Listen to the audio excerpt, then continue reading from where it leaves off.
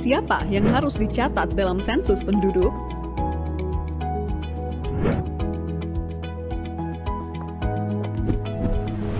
Seperti namanya, sensus penduduk mencatat seluruh penduduk di Indonesia, dari yang tua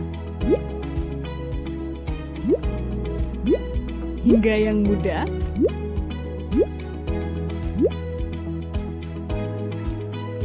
tanpa terlewat. Penduduk yang dimaksud adalah warga negara Indonesia ataupun warga negara asing yang tinggal menetap minimal 1 tahun atau tinggal kurang dari 1 tahun, namun ada berniat atau berencana menetap selama minimal 1 tahun di daerah tersebut.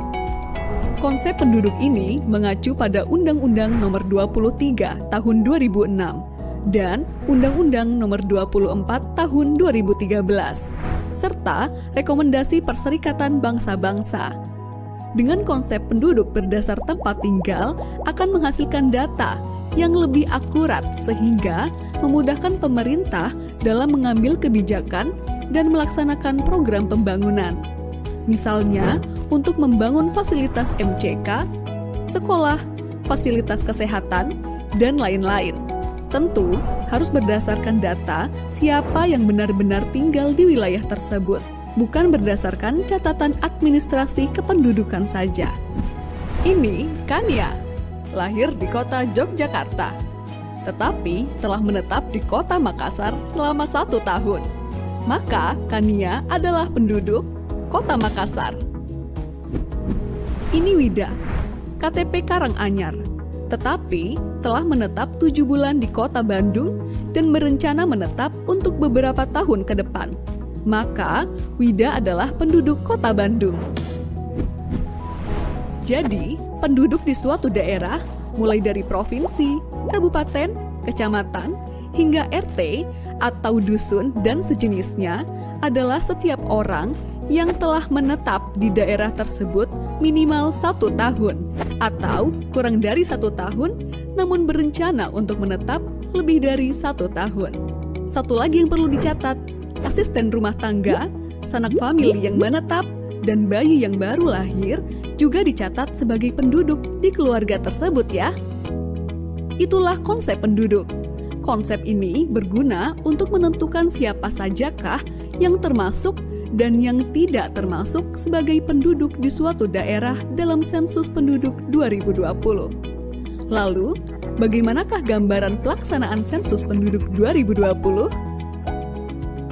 Sebagai gambaran, kegiatan lapangan sensus penduduk 2020 dimulai dengan koordinasi petugas sensus dengan ketua atau pengurus RT atau dusun dan yang sejenisnya atau yang kita sebut sebagai Satuan Lingkungan Setempat atau SLS.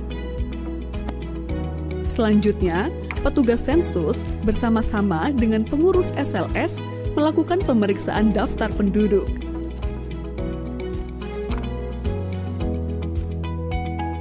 Setelah itu, dilakukan verifikasi lapangan dengan mengelilingi wilayah SLS.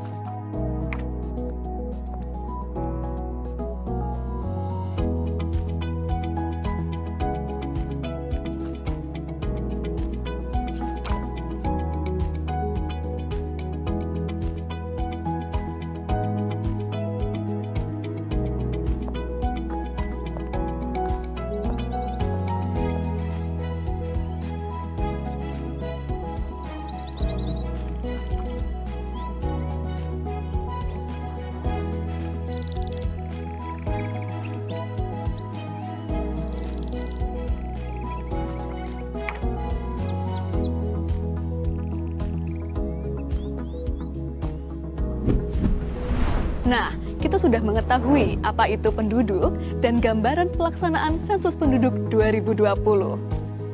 Di video berikutnya, kita akan mengupas tata cara pelaksanaan lapangan sensus penduduk 2020 yang terdiri dari pemeriksaan daftar penduduk dan verifikasi lapangan. Selamat mengikuti ya!